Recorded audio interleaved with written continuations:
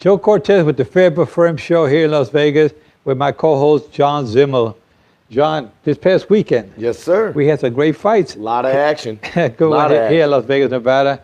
And of course, the favorite fighters ended up, both of them winning. Oh, yeah. They go with the David Benavidez fight. Mm-hmm. That was the first fight as far as the headline of the fight here at the Mandalay Bay. David Benavidez looked very impressive. Yes, he did. Ronald Garville tried his best, but he did better in the first fight than he did in the rematch. Of course, it was a split decision, the first fight. Yeah, and what happened was that John Garville, I think he maybe overtrained. Mm-hmm. And like either that or Benavidez really prepared much better for Ronald Garville. Ronald was really, he was getting hit left and right with all kinds of punches from the beginning, from round one all the way to the end. He didn't have Benavidez in danger at any time. No. I remember the first fight they had, he went down in the last round, Benavidez. I guess that scared him a little bit. Oh, yeah. I happened to be super prepared. He has the height. He has good reach, combinations from the outside look good. And how do you take that fight? Well, I think rematches are always interesting in boxing. I mean, we've seen this since forever. I mean, we've seen, you look back to some of the more iconic ones, the No Mas Leonard versus, obviously, a lot of rematch fights. A lot of great fights. Look at this last Rungvisai versus Chocolatito fights. Look at the rematch. And you see, you look at that first fight. There's a lot of questions, and you just see who comes out more prepared, who watches more film, who comes out ready to fight. Like I was thinking, Roberto Duran. I don't know why I was stuck on that. That was crazy. Roberto Duran. But when you saw the way Leonard re-prepared for the second one, I don't think everyone always. I mean, I think sometimes even look at Mayweather Maidana. That first one, I think he didn't take him so seriously. The next one, he did, and Benavidez really saw what Gavril had in that first fight. It was a split decision. Yeah. There was a lot of question marks about it, and when he came out for the number two, he really. There was no question after this one. Yeah, exactly. It was unanimous, and it should have been. Yeah, and I have somebody on the line I want to put on, a young fighter by the name of Joey Spencer. Joey Spencer is it's a nice up-and-coming fighter. Let's put him on the line. Let's put his father on the line as well, his trainer. Jason Spencer, we're on the air here with the Fair But Firm show. Joe Cortez here and my co-host here, John Zemel. Jason. Yes. Your son, 17 years of age, he got a special permit to fight Saturday night here in Las Vegas, and he looked very impressive. Can you tell me a little bit about your son? And I'm sure, Joey, you're on the line as well, right? Yes, sir. Okay, good. I want to ask your father a couple of questions first. Jason, your son, when did he start boxing? Well, he started boxing. He fought his first fight when he was 9. He actually picked up the gloves and just had a lot of interest in it from the time he was old enough to walk, really, 4 or 5 years old. He was always wanting to hit the mitts and work and watch boxing. I tell people often that, when he was just a little guy, 7, 8 years old, he could watch a 12-round fight and not blink, never get bored. He just always had a love for the sport. Now, were you a fighter yourself, Jason? Yeah, I just boxed amateur in my 20s after high school. I took it up and boxed amateur a little bit and more as a hobby. And but when I decided that it was a young man's sport and hung it up, my son came along and just wouldn't leave it alone. Oh, that's great. That's great. Now, Joey, you're on the line there. Joey, let me ask you a question, Joey. You're 17 years of age. You're in the Nevada State Athletic Commission. Bob Bennett and the commission had to get a special permit, an approval, because you're underage to get a license here in Nevada. Most states are the same way. You got your license at the age of 17.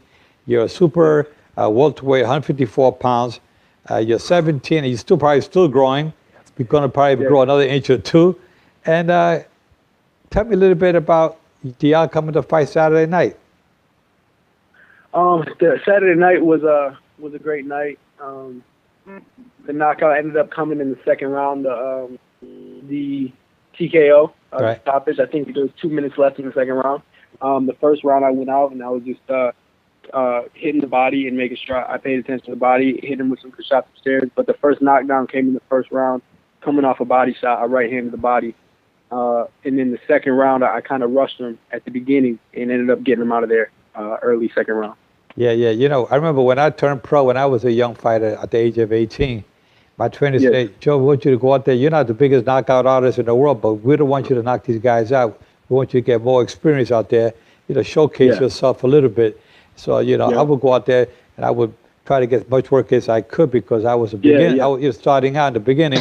It's good, you can knock these guys out, but sometimes you feel like, not that you want to carry them, but you want to just get a little bit more experience, a little more feel for these guys in front of you.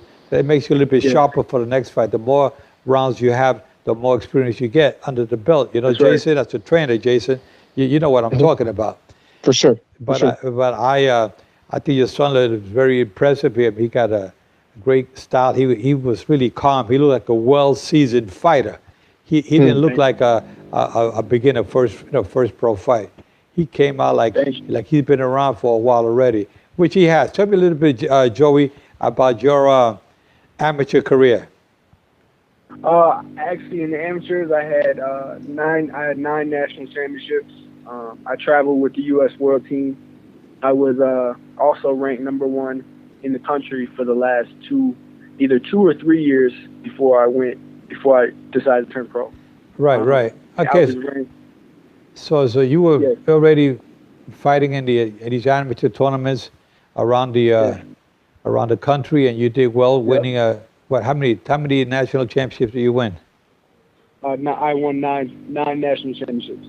9. Okay, that's pretty good, pretty impressive for a 17-year-old. So you definitely are championship material. I can see you going down the line as a very, very good rising star in boxing. Now, Jason, what is the plan for your son's next fight? Looks like they're talking about April 7th on the Lara card, and that would be possibly in Pennsylvania. And that's what we're hearing right now. Okay, so is that going to be a 4-round or 6-round or what? I think it'll still be a 4-round. Obviously, he's 17, so I don't, we're not looking to moving too fast. Right. And but yeah, I'm sure the second fight will still be another 4-rounder. Okay, good. That's good. Back in the old days, back in Madison Square Garden, to fight at the Garden, they wanted you to go in there with at least 15, 20 fights under your belt, and they were mostly all 4- and 6-round fighters. Wow. But now, now they rush them a little bit more, a little quicker, and these fighters have a lot of good styles. I like the techniques they have with the young fighters today. Some of the back in the old days, a lot of they were wars and they were slugfests. And I like to see, good smart fighter, good thinking fighter out there, like Sugar Ray Leonard, these guys, or Roberto Duran. They were good thinking fighters. Not go out there and get yourself all busted up. You got to fight very intelligent. You last longer, your career lasts longer, like Floyd Mayweather. He was, for sure, at the age of 40, he was still fighting like a 20-year-old because he never really took much punishment. Yes. But I'll tell you, Joey, I want you to keep up the good work. You make me very proud of your talent, your charisma, and I have my co-host here, John Zemel. He wants to ask you a couple of questions. Thank you. I got one question for you, Joey. How you doing, by the way? It's not my question. Buddy. How you doing? I'm doing well, man. I'm doing well. Hey, I was just checking out your Instagram. I noticed you met a lot of famous people, a lot of good boxers and athletes, from Triple G and Canelo to Andre Iguodala and Andre Ward, all the Andres. Let me ask, out of all the people that you've met, Joe Cortez included, what's the best piece of advice you ever got from anybody in any sport, any athlete that you've met? I've gotten, I think 2 stick out. Obviously, coming from Joe, I really appreciated what he said about, making sure I keep an eye on the people I keep around me, keeping it tight, keeping it close. Of course.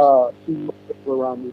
That only makes sense, and that kind of hit home with me because a lot of fighters, that's a lot of fighters' downfall when they get too many people who have their hand out around them. That's the downfall of fighters. So I want to make sure I keep my family, keep my immediate family first, and make sure that we all stick together. The people that I know have my back. Absolutely. And then also, yes, and then absolutely, Andre Ward also told me not to really. I mean, obviously, the fans' approval can be important, but also to make sure you always fight your own fight and make your own moves, and not make moves based on what people think of you or what people are saying about you, and not to fight for other people's approval. Always to fight for do your best, do the best to your ability, and make sure that you're not letting other people control you. And make sure you work hard in the gym, no matter who you're up against, whether it's a C-level opponent or the biggest fight of your life. Make sure you train the same. That's also another thing Andre Ward taught me. That's awesome. It always keeps home with me. Well, those are both great pieces of advice, Joey. Thank you for answering that question for me, buddy. Yeah, absolutely. Okay, Jason, Yep. we're talking to a few fans out there. Jason is the father, and Joey is the fighter. I mean, they both look like brothers. you look young yourself, Jason. So, but I'm glad to I met you guys, and I met your daughter. She's very protective of your son, which is very good. She's 4 years older than your son, and as she says, I'm there to give him all the support and the advice, which is a good thing. So I was very, very pleased to see a nice family together, because you see what's happening these days with these young kids, especially. Yes, sir. My heart goes out, my condolences to the families out in Florida with the shooting we had last week at the school with that 18-year-old kid. And so that goes to show where there's not that, the kid had some mental issues, I guess, where he came from a broken home. And there was there was no unity with the family, so the kid was kind of lost out there. And you saw what happened, the big mistake he made. That's why when I see people like yourself, Jason, who's supportive of your children, you're with them, and you're Joey, I see you're a class act all the way. Even my wife, Sylvia, said, what a nice young man, what class, and your sister. So we take off our hats to you guys, Jason, the father, and Joey, and your sister. You guys are a class act, and that's what we need more for around the country. With that said, guys, I'm going to let you guys go for now. We'll talk again soon. Stay well. And remember, like I say, keep your guards up at all times. Protect yourselves at all times, all right?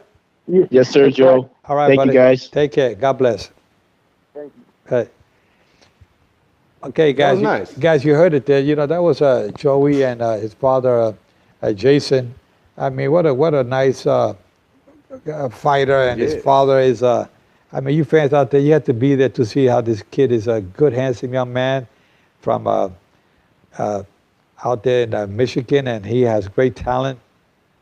He really check him out on his Instagram too. You can see he's got a lot of followers already, and he seems to have his head in the right place. I'll tell him that. There's no question about it. Yeah. And he's definitely world championship material. Oh, yeah. He's championship material. There's no question about it. He's gonna go places. He's got the potential, man. Exactly. Now let's go to the main event Saturday night at Mandalay Bay. We got Danny Garcia, who fought Brandon Ríos. Mm-hmm. Now, of course, Garcia was favorite. As he should have been. Yeah, Brandon Ríos, was always a tough fight. He had a great following. A lot of, I'd say half of the fans, 3/4 of the fans, and they were rooting for Ríos? For Brandon Ríos. And had a good crowd out there at the Mandalay Bay. And I hear one of our fans has a question. So before we finish up with Danny Garcia and Brandon Ríos, what's the question out there, Charlie?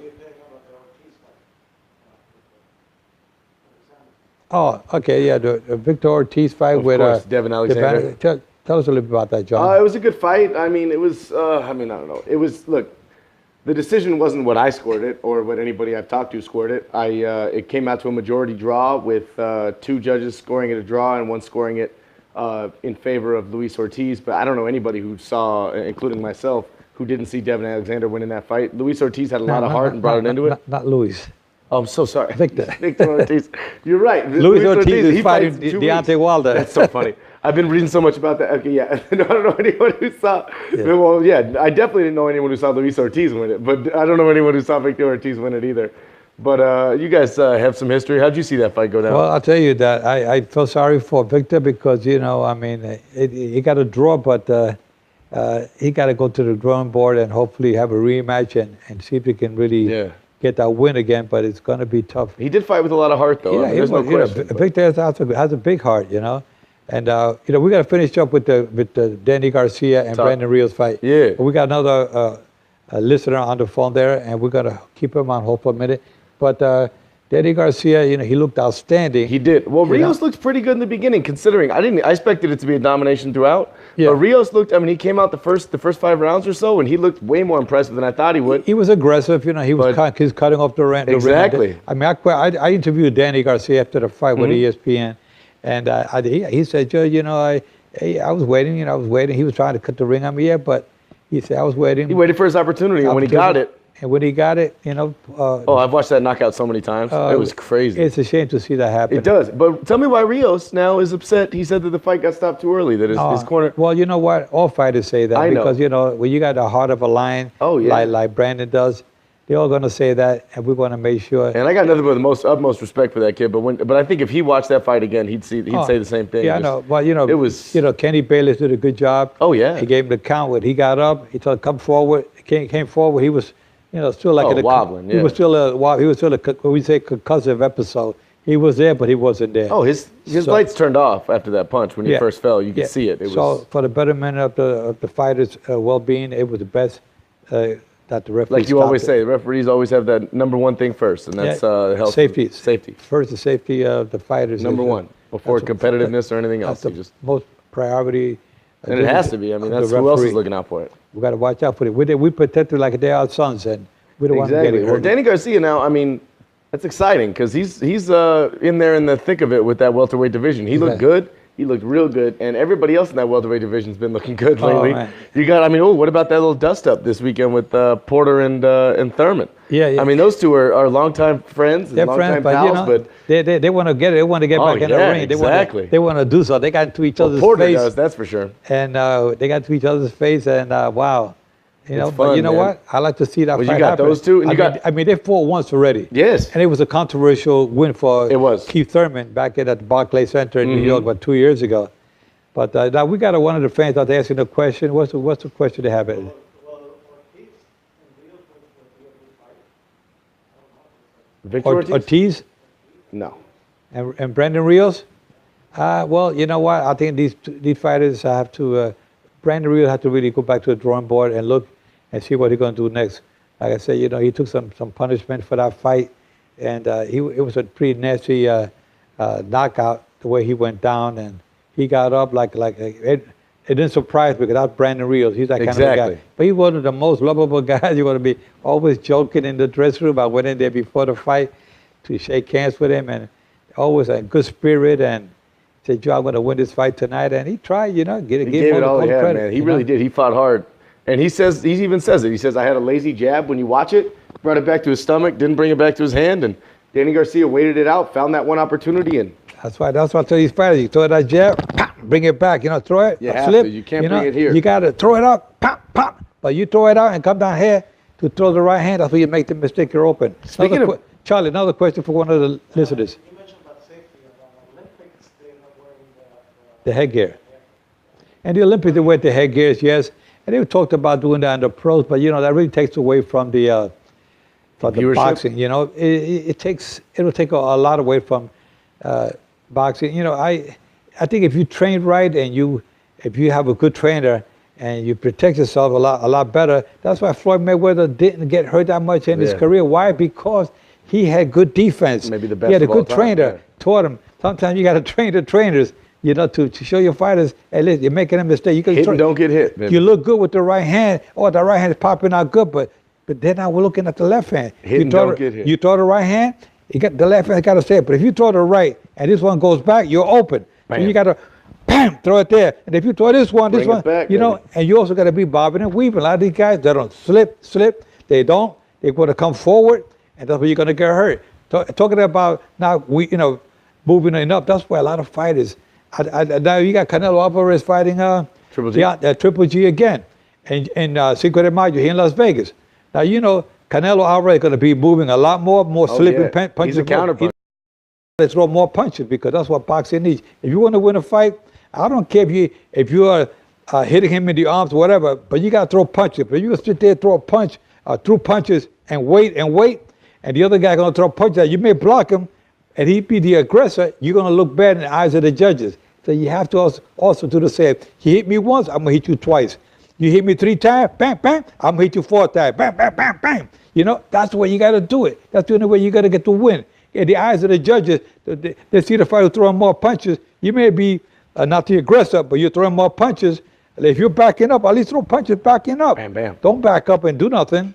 Anyway. Yeah, there's a lot of. I mean, we got some good defensive fighters going on right now too. Yeah. Like, a lot of good guys who like Billy Joe Saunders. Yeah. You look at him; he's all about that hit and don't get Yeah, hit. yeah. He's There's a certain guys like that. middleweight from Great Britain. Those guys Exactly. were over there before. Speaking 20 of Triple G Canelo, he wants that winner. I mean, that's who he wants, and that's who I think that's who I think he'll get. I don't know who either one of them. Triple G's trainer or promoter was already saying, he's instead of a third fight, he's looking for that BJS fight. Well, Abel Sanchez, Triple G's trainer, yesterday, matter of fact, when we were at ESPN studio, we were doing a special with Julio Cesar Chavez, who just celebrated his 25th anniversary of knocking out Greg Haugen, of which I was the referee, the largest crowd in boxing history. There was 132,000 paid fans, but there was like another 4,000 that got in. So they said like 135, 136,000 fans for that arena. I was there with Julio Cesar Chavez yesterday at the studio. We were reminiscing about that fight, but we also had Abel Sanchez. ESPN gave him a trophy for Trainer of the Year. Oh, really? Yeah, for Abel Sanchez. Hey, isn't he? Who did he just? Was it Cuadras that he's training now? Yeah, but he's training Cuadras. Yeah, Cuadras lost that tough decision to Estrada. Every single one of those scorecards had him. All three judges had him 1 point behind, 114, 113. Yeah, well, he's fighting this weekend. Exactly. I believe McWilliams Arroyo. Arroyo, he's fighting. yeah. And Estrada's fighting Swissaket Sor Rungvisai. Exactly. Who just put down Chocolatito Gonzalez for the second time. That's going to be a good card, man. It's going to be fun and exciting. It's going to be great fights this weekend. That's a great weekend of fighting. We said if 2018 can compete with 2017, then it's going to be a great year. And so far, we're doing pretty good. We are doing good. We are doing good. Exactly. That Danny Garcia fight, and you know who else? Yordanes Ugas. I wanted to make sure we brought him up. Ugas. Yeah, the Cuban fighter. Yes, sir. Very dangerous fighter. He's a puncher. Ugas is he's from Cuba. He lives here in Las Vegas now. A nice young man. He's very disciplined, keeps himself in good condition. Man, he's in an interesting position right now. Yeah. So because Errol Spence Jr., who really badly wants Keith Thurman, Keith Thurman's not going to come back and fight Spence right away. He's got a tune-up fight at least. But Ugas. I think Spence will fight Ugas because that's his new IBF mandatory. Yeah, exactly. So in order to keep the one belt he has, I think he's going to have to fight Ugas unless he can find a better, which I don't think he will be able to. Well, that fight Saturday night with Ugas for Ray Robinson, it was an elimination bout. So he is in line. Exactly. And so if unless Spence can get a Sean Porter or some kind of exception, which I don't think he'll be able to by that I think May 12th date, their April 12th date, then I think he's going to have to end up fighting Ugas, and Ugas is dangerous. But Ugas is very dangerous. He's a puncher. He's very smart. He has a good trainer. He got Salas as his trainer. He got Joe Casamayo, former three-time world champion, also in his corner. So he got a good team there working with him. Absolutely. And he's very disciplined. A nice young man. He has a little boy about 2.5 years old. He's always running around the gym there while his father's training. Ugas is doing a good job. He's 31 years of age. 31. And but he's had a good Sometimes background. that's your peak in boxing. Boxers are a little different. Sometimes they age.